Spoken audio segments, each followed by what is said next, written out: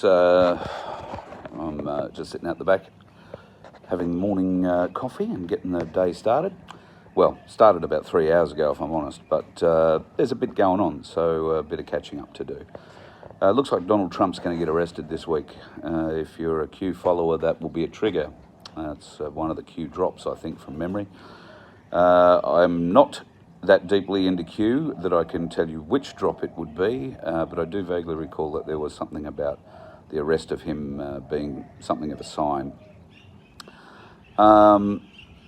That's going to be interesting if that happens. And of course, at midnight tonight, as we discussed yesterday in the QSI show, the new financial system will be melded into the old from midnight tonight, making March the 20th the key date. So we'll see what happens with that. Seems to be a lot of things going on this week. Interesting that they've also, along with getting Trump to turn up in New York and maybe hand himself in, there have also been calls for Vladimir Putin to be arrested by an agency that has absolutely no legal power whatsoever and certainly no enforcement arm, but suggests the rest of the world should go after him. Interesting that the two people who are fighting most for the freedom of the people are the ones getting hit hardest by lawfare at the moment. And, in case of Vladimir Putin, I'm not really sure what that call meant. They were calling on all countries to be involved in ending his tyranny. And some have suggested previously by any way possible, any means possible. Some have suggested he's already dead. Some have suggested he was switched out in 2012 or 2013.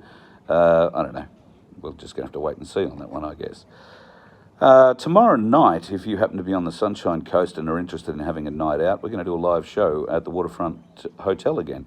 It'll be the same venue we went to last time and same deal as last time. I've sort of kept it quiet because of the bloody cookers, or the cooker watchers at least, and I'm sure they're going to ring up and have a go. So book your table for dinner early, folks. Be there sort of 5:30, have dinner, and we'll get the show underway at 7:30. We'll get it underway at 7 if we can, but last time people hadn't finished dinner. So, that was a bit of a problem. We had to delay things a bit because dinner hadn't arrived yet and the pub was not quite expecting so many people.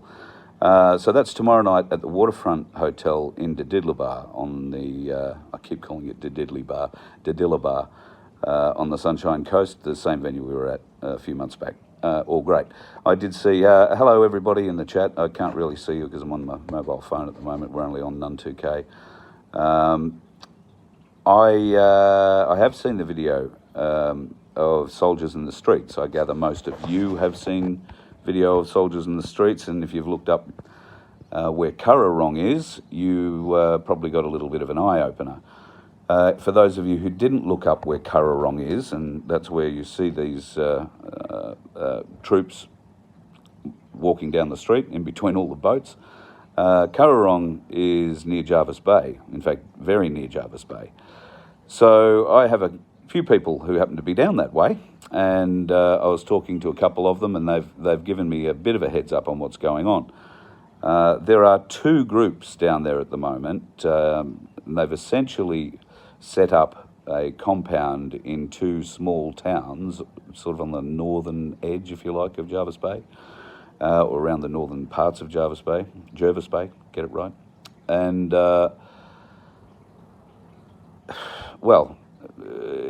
it's about, the emplacement is about the size of a basketball court. Took a few days to set up.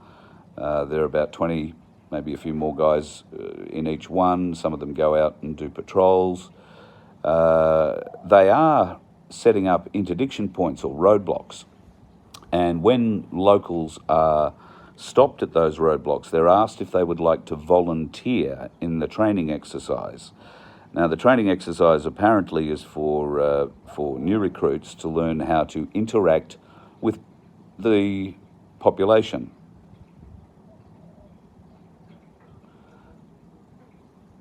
I'll say that one more time and think about it.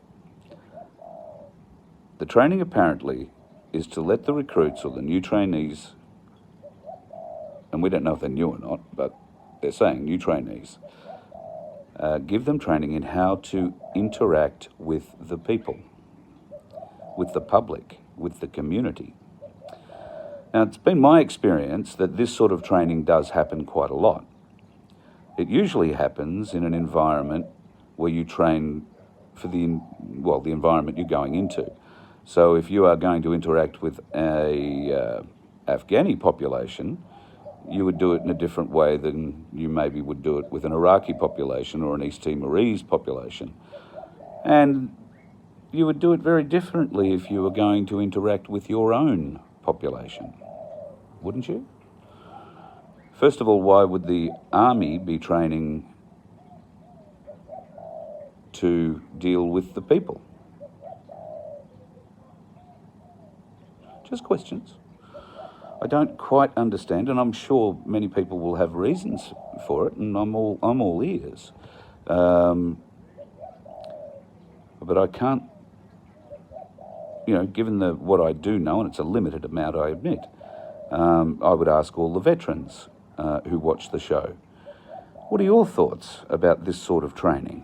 When you were enlisted and when you were doing training for interacting with the population, did you do it here, and did you do it on the streets of Australia and then take that abroad to wherever you were working, or did you do that on a base? You see, I would have thought it's pretty easy on a base to teach trainees how to search a vehicle, and they're doing mirror searches under cars and that kind of thing, and if the volunteer agrees, they'll do a search of the car as well, just so the trainee gets a bit of an idea of what they're doing, and it's that whole interaction process that they're learning how to do. So I understand why they would do all that.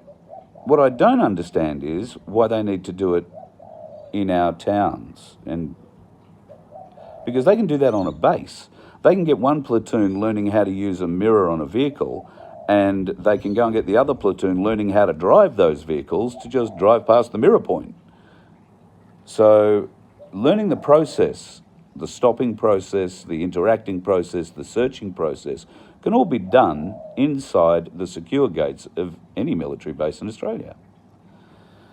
Particularly Puckapunyal, where the School of Transport is held. So, I don't know. Why would they be? Why? I'm all ears. If you've got an idea, email me, carl@vofhq.com. Interesting questions. Yeah. So if you've got any thoughts on that, please let me know.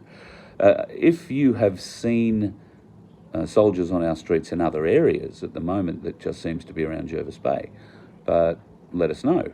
Are they working in your little town? They don't seem to be in the cities so much at the moment, or even the large towns, but they are very much in little places, and it's interesting that where they happen to be set up is pretty much opposite, some kilometres opposite, the Navy base. So, but you see a lot of Navy and a lot of Air Force down around Jervis Bay. You don't see a lot of Army usually, and you certainly don't see them walking, between people's boats on the suburban streets. So, yes, it has raised quite a few eyebrows, and the vision has gone all around the world, but my understanding is from people who are in the area and have been through the checkpoints that this is an exercise in how to get our troops to interact with the population. Make that as you will. Always doing training up at Bowen. Yep. Chili. We've got a bloody... she's a very vocal dog, and I'll get the collar. I wasn't allowed to buy the electric collar, which seems fair. We got one that vibrates.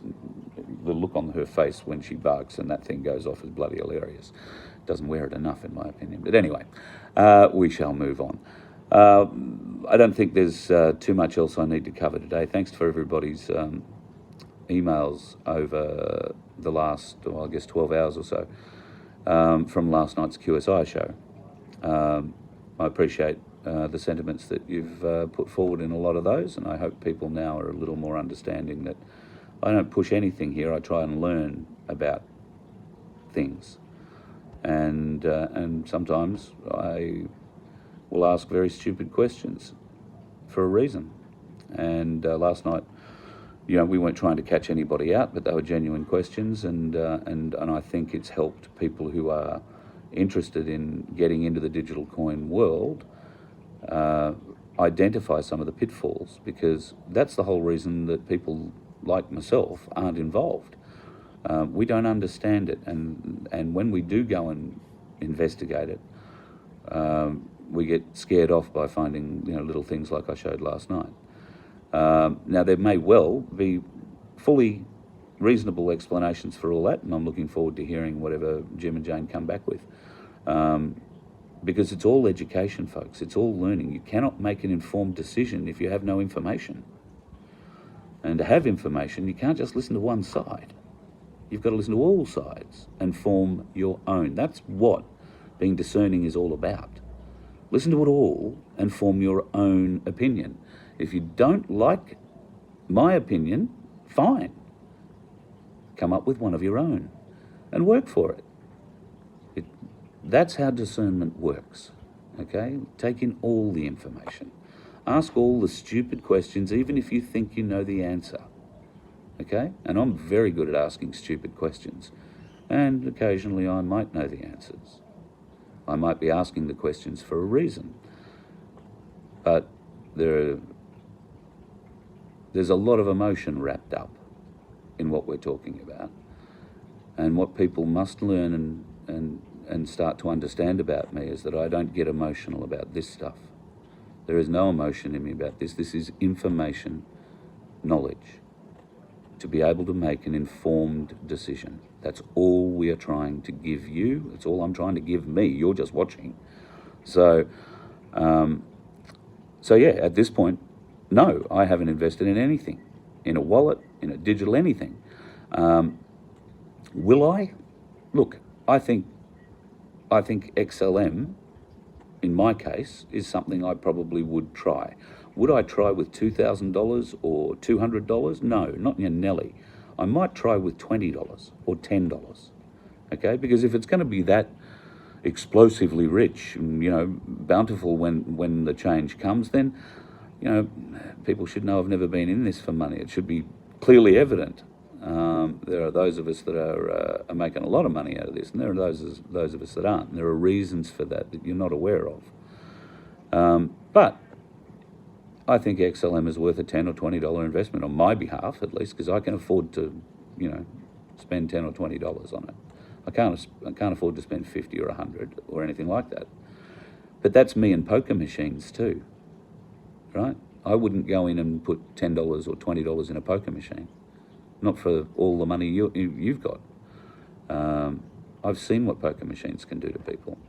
I've had some family experience with it. Not indirect family experience with it, but yeah, pretty wild stuff. And I've worked in casinos and RSLs and seen both the joy of a big win and the devastation of a big loss. You've got no idea what it is like to pick up a lady at 4:30 in the morning in front of a casino. She gets in the car and you're taking her to the airport and you say, "So, how was your night?"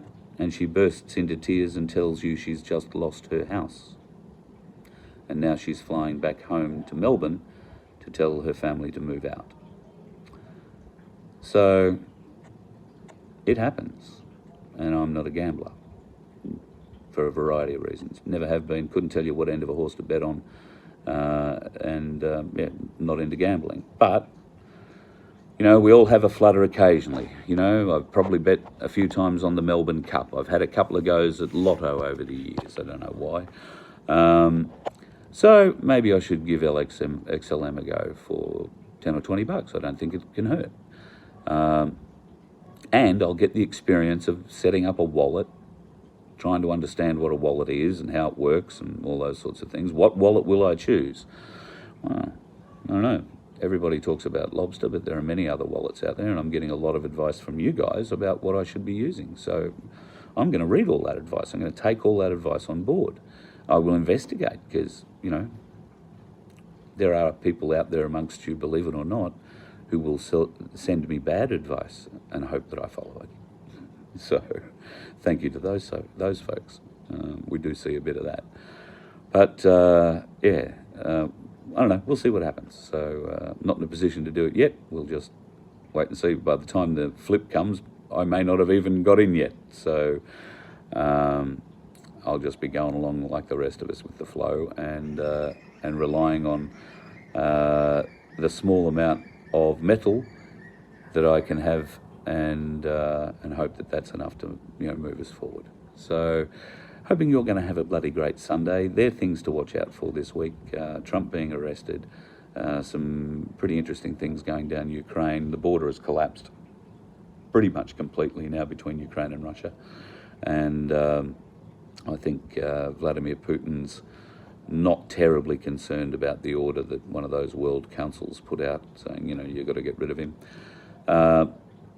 Keep an eye on what's happening with the financial markets. We are not over with the banks yet. There's still a lot more stuff happening in the background, and there is a lot of money coming out of nowhere, it appears, to help prop up some of these banking institutions, and that's what this is all designed to do, bring out the hidden fiat money, making sure that they exhaust it all so that the system really is dead. It's not something you can just switch off, you have to kill it. And it is being killed. The people in the markets know it. There are a lot of people outside the markets know it, but then there are a lot of normies out there who just think it's, you know, stock market's a bit jittery. So I guess we're all just going to have to wait and see which way it pans out. Isn't that the way it is? But being great humans that we are, we will adapt. We will survive. And I very firmly believe we will win. Have yourself a bloody great Sunday, folks. I'm going to go and see my mum for part of it today, and hopefully catch up with the odd friend or two on the phone that we haven't had a chat for a while. So be safe if you're on the roads. Being a Sunday, it's a nice day out here. Not too hot unless you're standing out in the middle of it. That just means the dickheads will still be on the roads in their air-conditioned vehicles. Talk to you soon. Hooroo.